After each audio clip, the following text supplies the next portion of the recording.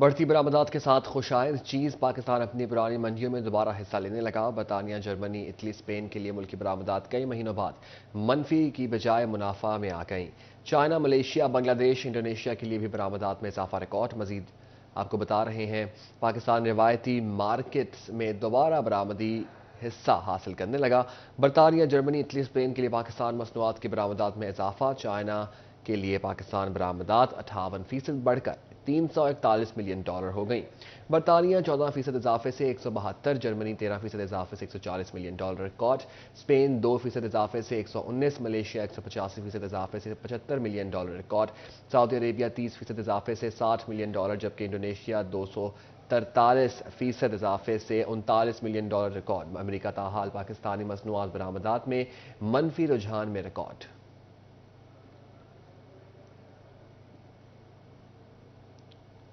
آپ کو بتائیں، ٹوبا ٹیکسنگ کے چک نمبر 311 گاف بے کی سرکاری واٹر سپلائی سے پانی چوری کا انکشاف۔ علاقے کے بااثر افراد سمیت فیسکو، پیٹرولنگ پوسٹ اور کولڈ سٹوریج کو غیر قانونی کنیکشن دینے اور بل وصول نہ کرنے کا انکشاف۔ واٹر بورڈ کمیٹی کا ریکارڈ بھی بوگس نکلا۔ محکمہ پبلک ہیلتھ انجینئرنگ نے انکوائری کا آغاز کر دیا۔ آپ کو بتا رہے ہیں، ٹوبا ٹیکسنگ کے چک نمبر 311 گاف بے کی سرکاری واٹر سپلائی سے پانی چوری کا انکشاف۔ علاقے کے بااثر افراد سمیت فیسکو، پیٹرولنگ پوسٹ اور کولڈ سٹوریج کو غیر قانونی کنیکشن دینے اور بل وصول نہ کرنے کا انکشاف۔ واٹر بورڈ کمیٹی کا ریکارڈ بھی بوگس نکلا۔ محکمہ پبلک ہیلتھ انجینئرنگ نے انکوائری کا آغاز کر دیا۔ ٹوبا ٹیکسنگ کے چک نمبر 311 گاف بے کی سرکاری واٹر سپلائی سے پانی چوری کا انکشاف۔ علاقے کے بااثر افراد سمیت فیسکو، پیٹرولنگ پوسٹ اور کولڈ سٹوریج کو غیر قانونی کنیکشن دینے اور بل وصول نہ کرنے کا انکشاف۔ واٹر بورڈ کمیٹی کا ریکارڈ بھی بوگس نکلا۔ محکمہ پبلک ہیلتھ انجینئرنگ نے انکوائری کا آغاز کر دیا۔ بات کریں گے اسی حوالے سے مبشر حسن نقوی سے۔ جی مبشر، بتائیے گا۔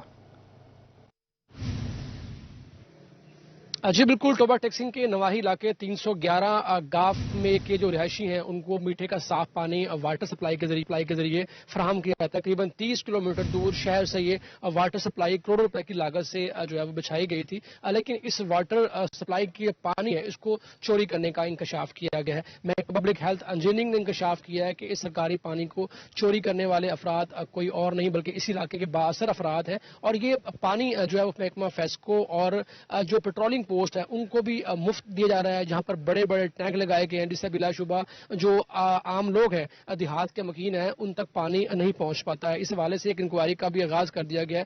محکمہ پبلک ہیلتھ انجینئرنگ کا یہ کہنا ہے کہ اس حوالے سے باقاعدہ جو بورڈ تشکیل دیا گیا ہے، بورڈ کے پاس جو ریکارڈ ہے وہ نامکمل ہے، اس میں بھی جو ہے وہ گھپلا پایا گیا ہے۔ جن لوگوں سے فیسیں وصول کی جاتی ہیں اس کا پراپر جو ہے وہ استعمال نہیں کیا گیا۔ بجلی کا بل جو ہے وہ بھی 4.5 لاکھ روپے سے زائد کا آیا، جس پر ڈپٹی کمشنر محمد نعیم نے انکوائری کا حکم دیا۔ اس حوالے سے یہ بتایا جا رہا ہے کہ اس جو واٹر بورڈ ہے جو اس تمام تر واٹر سپلائی کو دیکھتا ہے، ان سے پوچھ گچھ بھی کی جا رہی ہے کہ آخر انہوں نے کن وجوہات کی بنا پر فیسکو اور پیٹرولنگ پوسٹ کو مفت پانی فراہم کیا، ان سے بل وصول کیوں نہیں کیا گیا۔ اور بہت شکریہ اپڈیٹ کرنے کے لیے مبشر۔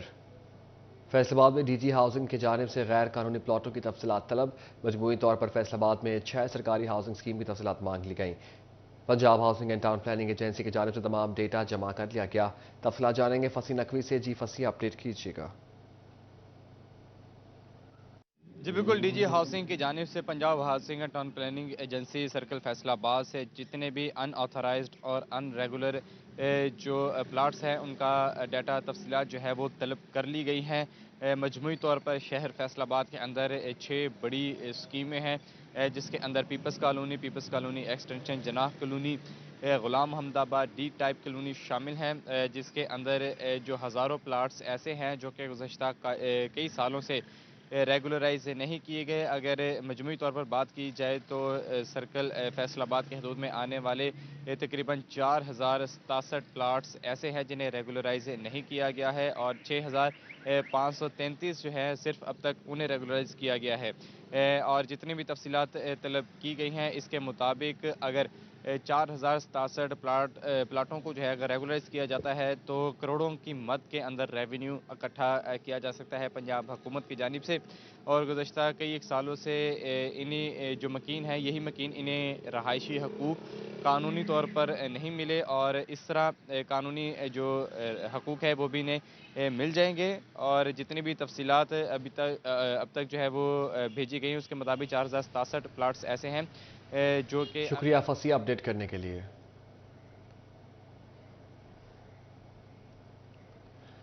فیصل آباد کے صنعت کاروں نے ملکی برآمدات کو بڑھانے کا واحد حل بتا دیا. کہتے ہیں کہ ٹیکسٹائل کے شعبے میں ویلیو ایڈیشن پر توجہ دی جائے تو ٹیکسٹائل برآمدات دگنا کی جا سکتی ہیں. بات کریں گے شراز بٹ سے. جی شراز بتائیے گا. ٹیکسٹائل انڈسٹری کے حوالے سے بات کریں اور ملکی برآمدات کے حوالے سے بات کریں تو برآمدات کو بڑھانے کے حوالے سے فیصل آباد کے ٹیکسٹائل انڈسٹری کا یہ موقف ہے کہ اگر ہم چاہتے ہیں کہ ان حالات کے باوجود بھی ہماری ٹیکسٹائل گرو کرے, ایکسپورٹ گرو کرے, تو بہت زیادہ ضروری ہے کہ ویلیو ایڈیشن کے اوپر توجہ دی جائے. ویلیو ایڈیشن کے اوپر توجہ دینے کے لیے کن کن امور کے اوپر کن کن سٹیپس کو فالو کرنا بہت زیادہ ضروری ہے. بلال شریف ہمارے ساتھ موجود ہیں جو کہ ڈپٹی سیکرٹری ہیں فیصل آباد چیمبر آف کامرس انڈسٹری کے. ان سے گفتگو کرتے ہیں اور جانتے ہیں اس حوالے سے کیا کہیں گے. بلال صاحب یہ بتائے گا کہ اس وقت انڈسٹری ایکسپورٹ زبوں حالی کا شکار ہے. اس کو مسائل سے بحران سے نکالنے کا ایک واحد حل جو ہے وہ نظر آتا ہے کہ ہم ویلیو ایڈیشن کی طرف زیادہ جائیں. تو کیا کہیں گے ویلیو ایڈیشن کو کس طریقے سے بڑھایا جا سکتا ہے؟ جی شکریہ شہراز. دیکھیں شہراز, پاکستان جو ہے ایک ڈیولپنگ کنٹری ہے اور ڈیولپنگ کنٹریز جو ہیں یہ ان کا انحصار رہتا ہے. اگر ایکسپورٹ بڑھیں تو اس کی ترقی ہوتی ہے. تو پاکستان کیا کرتا ہے کہ چائنا سے امپورٹ کرتا ہے اور اس کو بغیر کسی رد و بدل کے بالکل ویسی چیز اٹھاتا ہے, تھوڑا سا اس کی پیکنگ چینج کرتا ہے اور باہر ایکسپورٹ کر دیتا ہے. اور باہر کے ملک بھی کیوں آرڈر پاکستان کو دے رہے ہوتے ہیں کیونکہ تھوڑا سا ان کے چائنا کے ساتھ تعلقات جو ہیں تھوڑی اونچ نیچ ہوتی ہے, تو وہ ایک طرح سے انہوں نے انٹرمیڈیٹری پاکستان کو یوز کرتے ہیں اور وہ مال منگوا لیتے ہیں. تو ظاہری بات ہے جب اس میں کوئی ایفرٹ نہیں کریں گے تو پھر منافع جو ہے وہ بھی ڈاؤن ہی رہتا ہے. تو پاکستان کی جیسے کنٹری ہے اس کو چاہیے کہ کچھ نہ کچھ اس میں چینج کرے, کچھ ویلیو ایڈیشن کرے. ویلیو ایڈیشن کے لیے چاہیے محنت کے چاہیے قابلیت, اور وہ ہمیں اسکل ڈیولپ کرنی پڑے گی. آئیڈیلی تو یہ ہونا چاہیے کہ چیز امپورٹ ہی نہ کریں, یہاں سے چیز پروڈیوس کریں اور اس کو ایکسپورٹ کریں. لیکن import for the purpose of export جو ہے اس میں کم سے کم کچھ تو چینج کریں. یہ تو نہیں کہ صرف اسٹکر چینج کر دیا, کلر چینج کر دیا, پورا اپنا نام لگا دیا, اور جو کسٹمر نے کہا کہ جی میں آپ کو یہ بیچ دے رہا ہوں, یہ ڈیزائن دے رہا ہوں, اس کو لگا کے بھیج دیں, تو یہ تو کچھ نہ ہوا. یہ تو پھر آپ ایک طرح کا نا انٹرمیڈیٹ. بہت شکریہ اپڈیٹ کرنے کے لیے. جنگ میں سبزی منڈی کی منتقلی کے لیے لائحہ عمل تیار. منڈی کو شہر سے باہر منتقل کرنے کے لیے جگہ کا سروے شروع. منڈی میں جگہ کی کمی کے باعث آڑھتی مشکلات کا شکار ہیں. آڑھتیوں نے منڈی کی منتقلی کا اقدام خوش آئند قرار دے دیا. آپ کو بتا رہے ہیں جنگ میں سبزی منڈی کی منتقلی کے لیے لائحہ عمل تیار. بات کریں گے اسی حوالے سے اویس خان سے. جی اویس بتائیے گا. جی بالکل, جنگ کے آڑھتیوں کے لیے اچھی خبر ہے کہ حکومتی ہدایت پر جو ہے سبزی منڈی کو شہر سے باہر منتقل کرنے کے حوالے سے اقدامات کا عمل شروع کر دیا گیا ہے. 20 کنال پر موجودہ سبزی منڈی جو ہے وہ 100 سے زائد آڑھتیوں کے لیے یقینی طور پر ناکافی ہے. سوائے میں سیکرٹری آڑھتی ایسوسی ایشن یا گڈو خان موجود ہے, ان سے بات کریں گے. سر بتائے گا کس طرح سمجھتے ہیں فائدہ مند ثابت ہوگا آڑھتیوں کے لیے؟ 30 لاکھ سے زائد کا ضلع ہے جنگ. اس ضلع جنگ میں یہ سبزی منڈی 1994 میں یہاں آئی تھی. آج 29 سال سے زائد کا عرصہ ہو گیا ہے. یہ سبزی منڈی کے دونوں اطراف میں گنجان آباد آبادیاں ہیں جس کی وجہ سے یہ منڈی تنگ ہو گئی ہے. یہ منڈی اس وقت پہلے صرف 20 آڑھتیوں کے لیے بنائی گئی تھی. آج اس منڈی میں 100 سے زیادہ لوگ کام کر رہے ہیں, بطور آڑھتی کام کر رہے ہیں. اس کے علاوہ پھڑیے ہیں, پلے دار ہیں, خریدار ہیں. بہت دور دور سے لوگ مال یہاں سے مال آ کے خریدتے ہیں. ضلع کی سب سے بڑی منڈی ہونے کے باوجود اور روزانہ کی بنیاد پہ ہزاروں روپے ریونیو دیتی ہے, لیکن اس منڈی کے حوالے اس منڈی کی شفٹنگ کے حوالے سے کوئی عملی کام نہ ہو سکا. اب وزیر اعلیٰ محسن نقوی کی ہدایت پہ ڈی سی صاحب نے چنیوڑ روڈ پہ بائی پاس کے پاس ایک جگہ ضرور دیکھی ہے جو تقریباً 1 مربع ہے, جہاں سبزی منڈی کی تجویز بنا کے ڈی سی صاحب نے پرپوزل لی ہے. میرا ڈی سی صاحب سے گزارش یہی ہے کہ اس کام کو جلد از جلد تیز کیا جائے تاکہ سبزی منڈی کی وہاں منظوری ہو جائے اور وہاں ایک نوٹیفکیشن جاری ہو کر ترقیاتی کام شروع ہو سکے گا. تو یہ شہر کے بیچ میں جو بہت شکریہ اپڈیٹ کرنے کے لیے. چنیوٹ میں آؤٹ آف سکول بچوں کو سکولوں میں لانے کا مشن. ڈسٹرکٹ ہیلتھ اتھارٹی نے گزشتہ ہفتے میں 2500 سے زائد طلباء کو سکولوں میں داخل کرایا. اس وقت ضلع بھر میں ٹوٹل کتنے طلباء زیر تعلیم ہیں, کتنے بچوں کو مزید سکول لانے کی ضرورت ہے, جانتے ہیں وقار گمن سے. جی وقار بتائیے گا.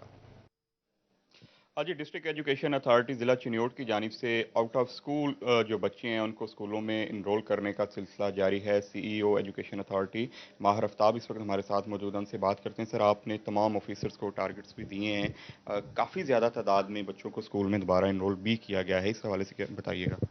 بسم اللہ الرحمن الرحیم. ہمارا جو بیس لائن تھی وہ 1,80,220 بچے تھے جو ہم ماشاءاللہ اچیو کر چکے ہیں. اس کے بعد ہمارے ڈپٹی ڈی اوز ان کو ہم نے ٹارگٹ دیا ہے کہ جو او ایس سی بچے ہیں, جو آؤٹ اسکول چلڈرن ہیں, ان کو ہم نے اسکولوں میں لانا ہے.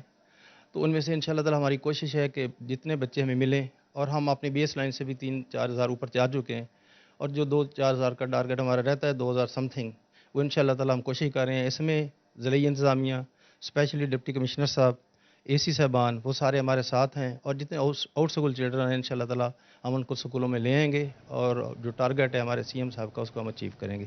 بہت شکریہ.